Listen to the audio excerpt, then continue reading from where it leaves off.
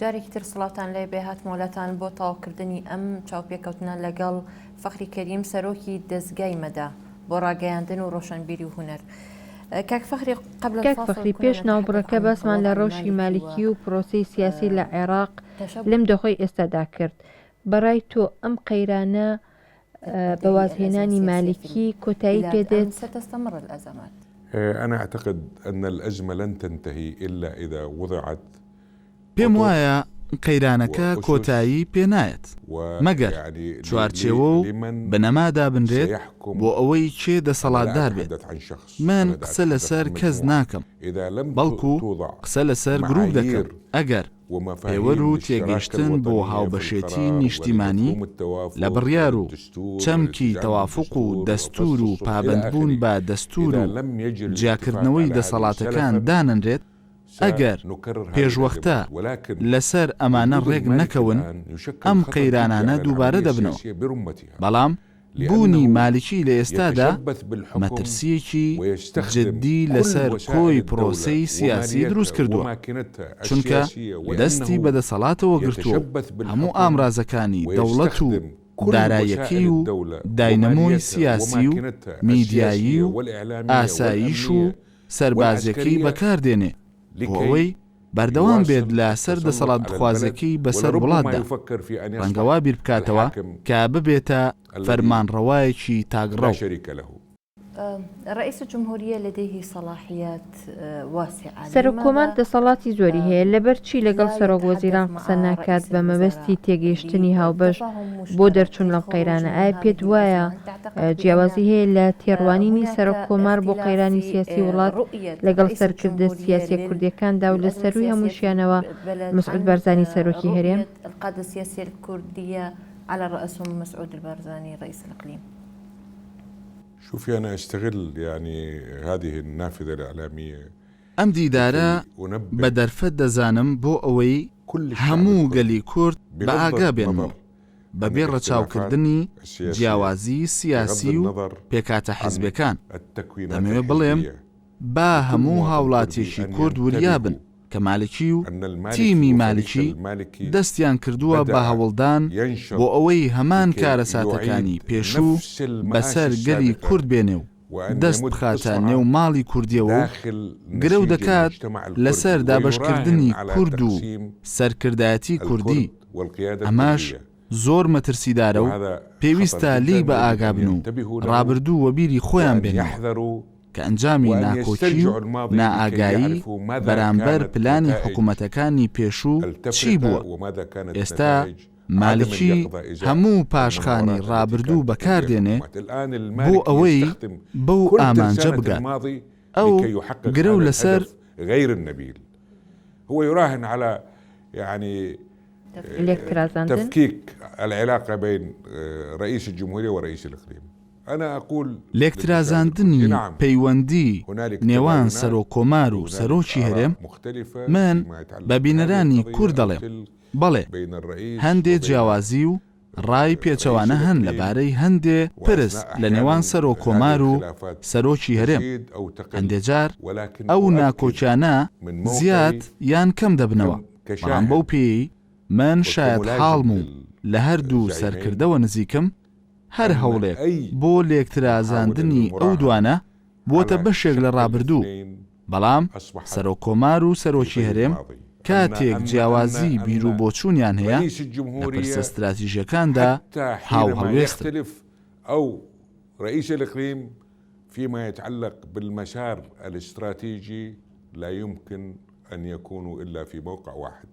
لكن نحن كمراقبين يعني نرى بەڵام ئێمە دەبینین سەرۆکی کۆمار لەگەڵ سەرۆک وەزیران کۆ دەبێتەوە و پەیوەندی دۆستانیان لە نێواندا هەیە. لە کاتێکدا سەرۆکی هەرێم ڕەتی دەکاتەوە جارێکی دیکە پێشوازی لە نووری مالیکی سەرۆک وەزیران بکات. هەندێک لێدوان دەبیستین کە ئەوانەی یەکێتی نیشتیمانی جیاوازن لەوانی پارتی دیموکراتی کوردستان. بینیمان پارێزگاری کەرکووک لە شارەکە مایەوە و پێشوازی لە نووری مالیکی کرد و پەیوەندیەکەیان دۆستانە بوو، هەرچەندە دەیتوانی پارێزگاکە جێبهێڵێت و هەڵوێستێکی هاوشێوەی پارتی دیموکراتی کوردستانی هەبووە. ئەمانە هەمووی بە ئاشکرا دیارن. ئەی جەنابتان چۆن دەڵێن ناکۆگرین لە تێڕوانینەکان؟ نەخێر من نەمگوتووە ناکۆچینیە. بەڵام أنا أقول نعم هنالك نا من دەڵێم بەڵێ تێڕوانینی جیاوازەیە لەبارەی هەندێک پرس و ناکۆکیشەیە، بەڵام ئەو ناکۆکی و جیاوازیانە بە هیچ شێوەیەک نابنەمایی دابەشکردنی هەڵوێستی کوردستانی. سەرۆکۆمار و کاک مەسعودیش بەڕوونی وتیان کە لە بڕیارداندا هەرگیز جیا نابنەوە، جا لەسەر هەڵە بن یان ڕاست. بەڵام ئەو دیاردانەی کە باستان لێوە کرد ئەو سەرۆکۆمارە. یەکەم ئێوە هەندێک جار وا دەزانن ململانێ سیاسیەکان و ناکۆچیەکان دەبێت لە شەقامەکاندا ڕنگ بداتەوە. سەرۆکۆمار دەبێت پێشوازی بکات لە سەرۆکوەزیران و وەزیرەکان و هەموو ئەوانەشی کە لەگەڵی ناکۆکن و پێ بکەنێ و ڕووگرژ نەکات و لەگەڵیاندا قسە بکات. چێ دەڵێ لەگەڵ سەرۆکوەزیران قسە ناکات؟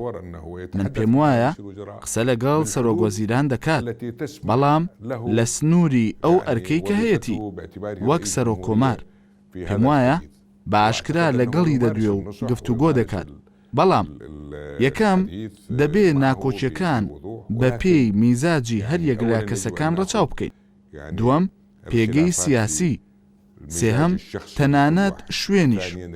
ئەو لە بەغدایە و کاک مەسعودیش لە هەولێر. بەرزانی ناچار نییە چاوی بە مالیکی بکەوێت. مالیکی نەهاتووە بۆ هەولێر و ئەو پێشوازی لێ نەکرد بێ. ئایا بچێت لە نێوەی ڕێگە بیبینێت؟ ئەوان پێشتر کۆبوونەتەوە. ئەگەر گەیشتە ئەو بڕوایی کە پێویستی نیشتیمانی یان نەتەوەی هەیە بۆ چاوپێکەوتن، من دڵنیام ئامادەیە بیبینێت. بەڵام لەو بڕوایەدام بێئومێدە لەم ڕۆوە. من بەداخەوەم کە فشارێکی زۆرم لەسەر کاک مەسعود بارزانی کرد کە بەخولی دووەمی سەرۆکایەتی مالیکی ڕازی بێت. یەکەم جارە لەم بارەیەوە بۆ میدیا دەدوێم. هەست بە ناڕەحەتیەکی زۆر دەکەم لەم ڕۆوە. ئەو هۆشداری ئەمەیدا، چونکە بەڕێز مالیکی دیار نییە پێوەی کە پاشەکشە بکات بۆ چەند هەفتەیەک و تەنانەت زیاتریش فشارم لەسەری کرد. من دەزانم مالیکی ئیمزای لەسەر چی کردووە لەگەڵ مەسعود بەرزانی لە دەرەوەی ڕێکەوتنامەی هەولێر. من دەزانم کە یەکێک لە پرسە زۆر سادەکان با بڵێن مەسعود بەرزانی وتوویەتی ئێمە وەزارەتی گواستنەوەمان دەوێت. مالیکی پاساوی هێناوەتەوە و وتی تکایە و با ڕێگەی دیکە بێنینەوە و هەتا دوایی. دوجار مالیکی لە خولی پێشوو بڕیاریدا وەزارەتی گواستنەوە بکرێتە دوو بەشەوە بۆ ئەوەی دامەزراوەی فڕۆکەوانی مەدەنی دابمەزرێنێ و لە وەزارەتی گواستنەوەی جیا بکاتەوە. وتم باشە، وەزارەتێکی بدەرێ؟ وتی باشە، ناوەکەمان بدەرێ و پێی دەدەین. بەڵام هیچی نەکرد. هەرکە بووەوە سەرۆکوەزیران دەستبەرداری هەموو بەڵێنەکانی بوو. بە هەمان شێوە بە بەڕێز مالیکی وترا سەرباز و ئەمنی بەعسی هەن، دژ بە پرۆسی دیموکراتی و هێزە دیموکراتیەکانن، نەکگەلی کورد. هەر کە ئەنجومەنی وەزیران پێکێنرا بڕیارە یەکەمینەکان بەم شێوەیە دەردەکەم. ئایا ئەمە شەرم نییە؟ من گەڕامەوە بۆ لای کاک مەسعود و وتم ئەمە بە تەواوی چارەسەر دەکرێت، ناوەکانم لە دەرێ و ئەمانە دەردەکرێن. مالیکی هیچی نەکرد. لە جیاتی ئەوە پاڵپشتی کردن و چۆن مامەڵە دەکەی لەگەڵ ئەم دیارێدا دەیان هاوشێوەی لەم جۆرە. کاک فەخری ئەم ڕێکەوتنە دوو قۆڵیانە دوور لە چاوی میدیا و بێ ئاگاداری ڕایگشتی لەبەرچی ئێستا بۆ ناوەندەکانی میدیا و ڕایگشتی دەرناکەون. دەردەکەوێت ئێمە بڵاومان کردەوە بەلای کەمەوە لە هەرێمی کوردستان. ئێمە ڕێکەوتنامەی هەولێر و ئەو بەڵگەنامانەی کە پێوەی پێوەستین بڵاومان کردنەوە. هەروەها بەڵگەنامەکانی دیکەش بڵاو دەکەینەوە مادام بەڕێز مالیکی دەستبەرداری بەڵێنەکان بوو. هەروەها پێچەوانەی ڕاستیەکان قسە دەکات ئەو گروپەکەی دوور لە ڕاستی دەبێت تازە بە تازە یەکێک لە سەرکردەکانی دەوڵەتی یاسا باز لە زیندانی عەرەبەکان لە مووسڵ و کەرکووک دەکات سەدان عەرەبەکان لە ناو ئەو زیندانانەدا بزر بوون لەسەر دەستی هێزە تایبەتەکان کە نووسینگەی سەرۆکوەزیران بەڕێوەی دەبن ئەمڕۆ بە ئاگاهاتنەوە کە لە مووسڵ و کەرکووک دەستگیر دەکرێت یان ئەم سیاسەتە شۆڤێنی دژ بە گەلی کورد پێویستە بە هەمان شێوازەکانی پێشوو هان بدرێن کە وڵاتانی وێران کرد. بابەست بۆ کۆبوونەوانە بکەین کە ئەمڕۆ لە ئارادایە بەنیازن بەچی بگەن بۆ پێوی جەنابتان ئامادەی بەشێک لەو کۆبوونەوانە دەبن ئایا دەکرێت گەشتبین بین بە چارەسەرکردنی ڕیشەی ئەم قەیرانە؟ أنا يعني متأكد أن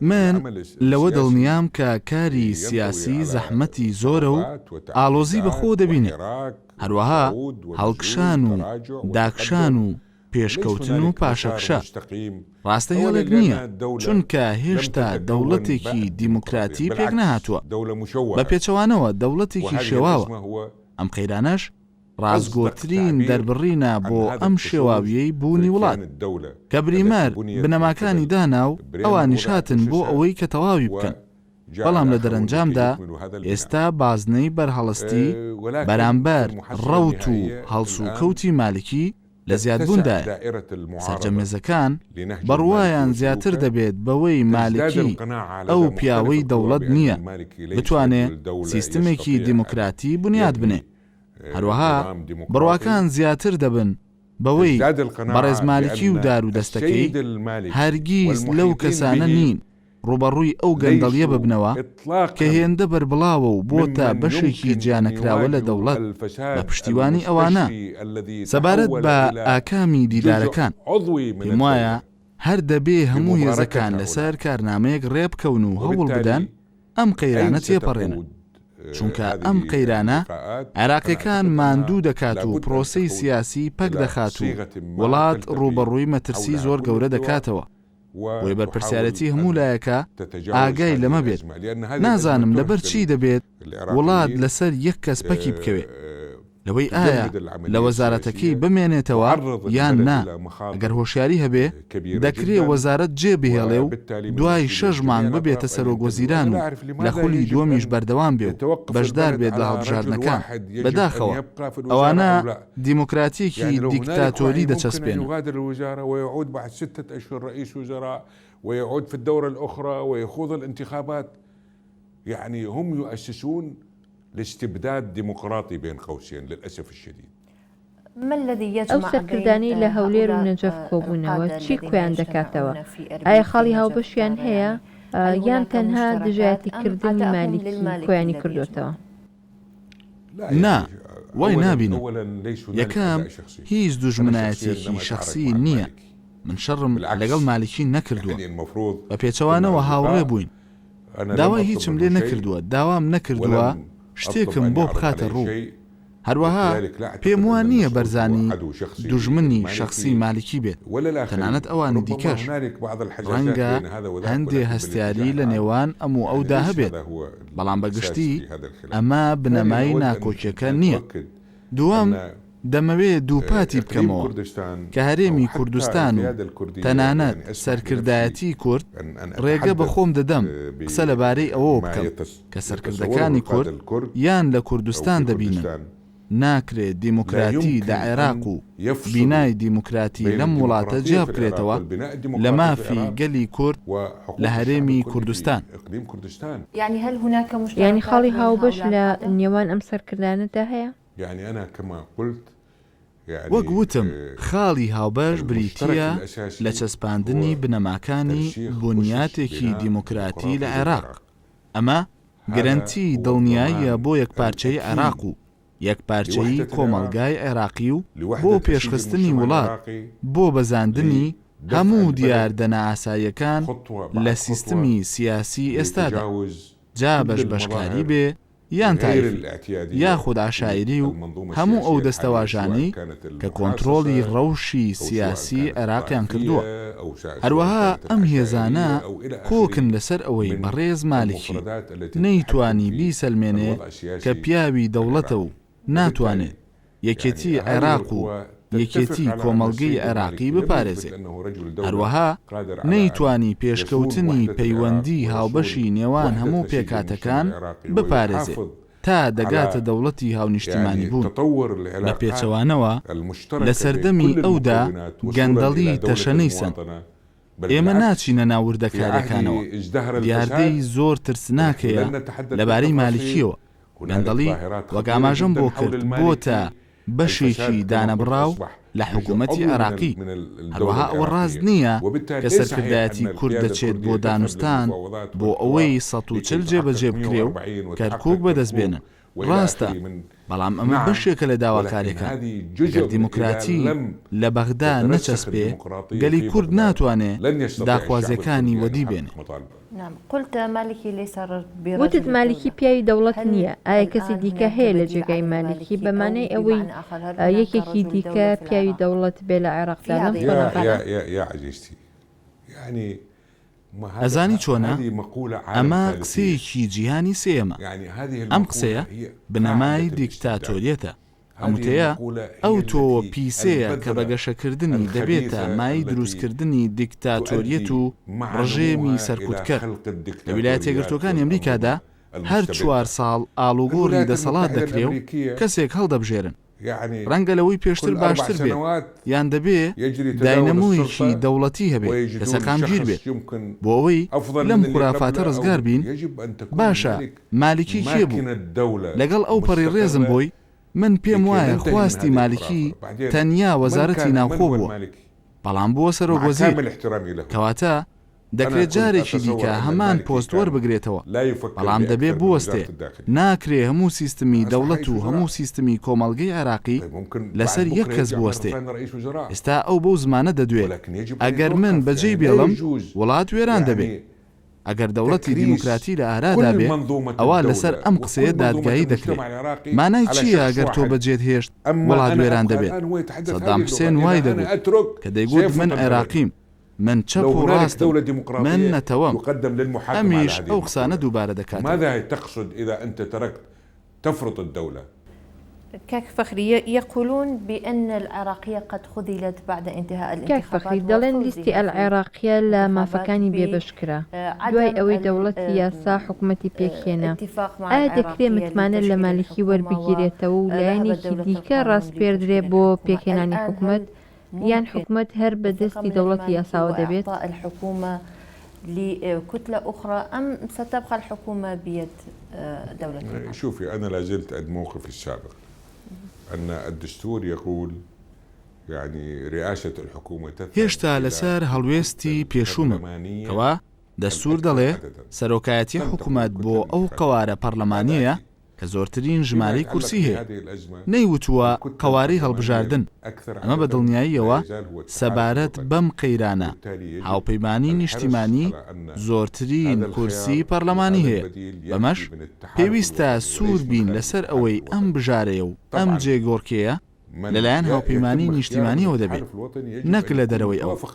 بێگومان کەسی دەستنیشانکراویش دەبێ ئەوانی دیکە پێی ڕازی بن، بەڵام دەبێت ئەوان دەستنیشانی بکەن. هەروەها دەمەوێت وەڵامی ئەو قسانە بدەمەوە کە تیمی مالیکی بە هەموو شێوازە ناڕەواکان هەوڵی بۆ دەدەن بۆ وروژاندنی خەڵکی شیعە لە دژی کورد و هەوڵ دەدەن وای نیشان بدەن کە پیلانێکی کوردی عەرەبی هەرێمی سونی هەیە لە دژی شیعە. ئەمە خوڕافاتە. مالیکی خۆی بکاتە بەرجەستەی ئیرادەی شیعە و دەیەوێ وان نیشانی بدات بەلادانی لە دەسەڵات شیعەش ڕۆڵی نامێنێ. شیعە زۆرینەی دانیشتوانی وڵات پێک دێنێ. بەمەش هەر هەڵبژاردنێک ئیرادەی زۆرینەی دانیشتوان لە پەرلەمان بەرجەستە دەکات. ئەم زۆرینی دانیشتوانش لە پێکێنانی حکوومەتدا ڕەنگ دەداتەوە. بەمەش مالیکی یان عەبدوڵڵا یان مەحموود یان محەممەد یان عەلی تا دوایی ناتوانێت ئەم هاوکێشەیە بە هیچ شێوەیەک بگۆڕێت. شیعە زۆرینەی دانیشتوانی عێراقا. بۆیە ناکرێت شێوازی حکم بگۆڕدرێ و ئەم زۆرینەی دانیشتوانە فرامۆش بکرێ و ئالتەرناتیڤی دیکە بدۆزیتەوە. دەبێ ئاگامان لەمە بێت و پێویستە هەموو کوردێک پابەند بێ بەم ڕێکەوتنە استراتیجیەوە کە لەگەڵ شیعەدا هەیەتی لەبەر هۆکاری چەوساندنەوە و مێژووی هاوبەش هەروەها خاڵە هاوبەشەکانی دیکە. لابد أن ننتبه لهذا ولابد على كل كردي أن يحرص على هذا التحالف الاستراتيجي مع الشيعة بسبب المظلومية، بسبب التاريخ المشترك، وكذلك الثوابت المشتركة. لكن الحكومات الشيعية بەڵام حکومەتە شیعەکان دەریان خست لەگەڵ کورد و داخوازیەکانیدا تەبانین وەک لە حکومەتی جعفەری و مالکی دابینرا. على أي حال يعني الأشخاص بارحاڵ کەسەکان هەمیشە ڕنگدانەوەی ئیرادەی پێکهاتە نین. من پێم وایە بەگشتی ناکرێ بڵێن ئەو حکومەتانە لەگەڵ گەلی کووردا تەبا نەبوون. ڕایەکی دیکەم هەیە بەداخەوە نوێنەرایەتیکردنی کورد هەندێک جار لەو ئاستەدا نەبووە کە پرۆسەی سیاسی بە جۆرێک بەڕێوە ببات لەگەڵ بەرژەوەندەکانی کوردستان لە عێراقێکی دیموکراتیدا بگونجێ. ئەمە پێویستی بە بەدواداچوون و میکانیزم و ژووری عملیاتە. پێم وایە ناکرێ هەموو بەرپرسیارەتێکە بخەینە سەرشانی لایەنی بەرامبەر. لێرەدا کەموقوڕی هەیە بەڵام ململانەی نەرێنیش هەیە لای کەسەکە. إذا نتحدث عن اجتماع باباس لە کۆبوونەوەی نەجەف بکەین بۆچی وا دیار بوو کە کۆبوونەوە کە سەرکەوتو نەبوو بەو تێگەشتنەی کە ئەوان مەبەستیان بوو. کۆبوونەوەکە زۆر سەرکەوتوو بوو. کۆبوونەوەکە بەڕوونی و بەهێزەوە جەختی لەسەر ئەو ڕێچکەیە کردەوە کە لە هەولێر دەستی پێکردووە. ئەگەر باسەکە لەبارەی بەڕێز موقتەدا سەدرا ئەوە زۆر ڕوون بوو. کۆبوونەوەکە بەڕوونی جەختی لەسەر ئەوە کردەوە کە زۆر سەختە مامەڵە لەگەڵ بەڕێز مالیکی بکرێت و بەڕوونی ئەوە دووپات کرایەوە کە دەکرێت لەگەڵ هاوپەیمانی نیشتیمانی و پێکاتەکانیدا هاوکاری هەبێت نەک لەگەڵ مالیکی. كنت تتحدث كررت حديث عن الفساد في بغداد. باستان لە گەندەڵی کرد لە بەغدا. ئەوەی باس لە گەندەڵی لە بەغدا دەکات دەڵێ هەمووان بەشدارن لە گەندەڵی دارایی و ئیداری لە نێوانیاندا لایەنی کوردیش. ئەڵە تاڵەبانی ئەندامی ئێتلافی کوردستانی لە پەرلەمانی عێراق چەند ڕۆژێک لەمەوبەر لە NRT وتی چەندین دۆسیە لەسەر کەسێتە دیارەکانی کورد هەن کە لەبارەی تێوەگلاندیان بە گەندەڵی لە بەغدا. هەروەها باسی لەوە کردمان لەبارەی هەمووانەوە لە ئایا پێت وایە مالیکی ئەو دۆستیانە لە دژی ئەو کەسانە بەکاربێنێ گەربێت و داوای کێشانەوەی متمانەی لێکرا. يستخدم هذه الملفات ضد هؤلاء عندما يطلبون منه صاحب الثقة. بإمكانه أن يستخدم. أنا أتمنى من كل أعماق دەتوانێت بەکاری بێنێ. من لە ناخی دڵمەوە هیواخوازم ئەم دۆسیانە ئاشکرا بکات. من لەو دەپرسم بە درێژایی ساڵانی حکومڕانەکەی لە هەردوو قۆناغدا ئایا هیچ کام لە وەزیرەکانی گەندەڵ نەبوون ئێستا کۆمەڵێک کەس لە چواردەوریدان کە بەناوبانگن لە گەندەڵی ئەوانەی پەیوەستن بە گەندەڵی نامەوێ شتێکی دیکە بڵێ ئەوانە ناسراون چ لە دەرەوە چ لە ناو. من نکۆڵی ناکەم کە لە کوردستان گەندەڵی نییە. جەلال تاڵەبانی باز لە گەندەڵی دەکات. مەسعود بارزانی باز لە گەندەڵی دەکات. نێچیروان بارزانی باسی دەکات و بەرهەم نایشارێتەوە. نازانم ئێوە بە کوردی چی پێ دەڵێن؟ جا ئێستا